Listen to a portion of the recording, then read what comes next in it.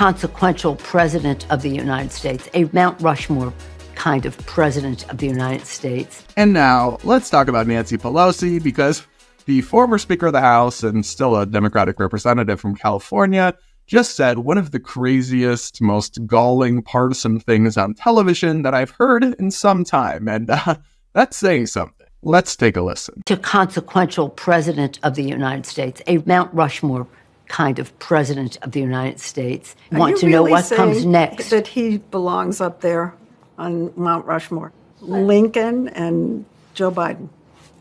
But you got Teddy Roosevelt up there, and he's wonderful. I don't say take him down, but you can add No way. Yes, guys, Nancy Pelosi actually suggested that Joe Biden should be added to Mount Rushmore alongside the likes of Abraham Lincoln as one of America's greatest presidents. You have got to be freaking kidding me, y'all. Here's the thing. I am not one of these people who thinks Biden is like the worst president ever or anything like that. But he has certainly not been one of America's best presidents. I could talk about it for hours, all the things that have gone wrong or gone poorly under the Biden administration, but here are just a few examples. 13 U.S. soldiers and service members were killed directly because of Joe Biden's mistakes as president. He completely botched, in his role as commander-in-chief, the withdrawal of U.S. forces from Afghanistan. He pulled our military out before evacuating our citizens and our personnel, then had to send them back into a chaotic situation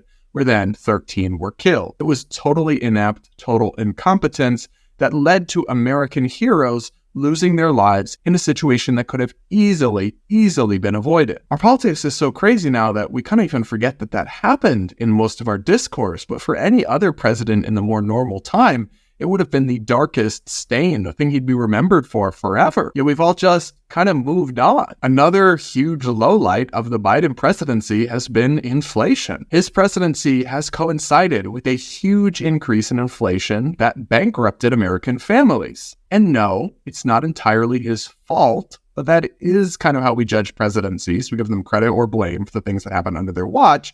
And some of his policies did absolutely worsen inflation, like the massive, wasteful, multi-trillion-dollar stimulus bill he passed after taking office, even though the economy had largely recovered. And then, to add insult to injury on the inflation question, while Americans were being bankrupted by this inflation that he worsened, he passed a completely unrelated climate change and IRS funding bill that was just a bunch of stuff the Democrats were hoping to accomplish anyway, slapped the name Inflation Reduction Act, and passed it, even though literally Bernie Sanders and even many people on that side were admitting it wasn't going to do anything about inflation, just exploiting the issue to pass unrelated Democratic partisan priorities and slapping Americans in the face. It was horrible. Plus, under Biden's watch, and again, not saying this is entirely his fault or that he could have necessarily prevented this, but presidents are credited for things that happen under their watch.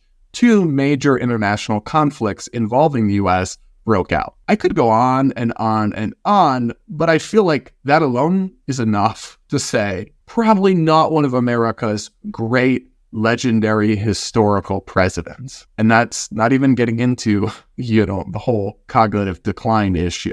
Of course, there have been positives of the Biden presidency as well. He passed a bipartisan infrastructure bill that a lot of people have been trying to do for a long time. The unemployment rate has actually been very good, very low for most of his presidency, and other things as well. But to say what Nancy Pelosi said there requires a level of delusion that I didn't honestly know was possible.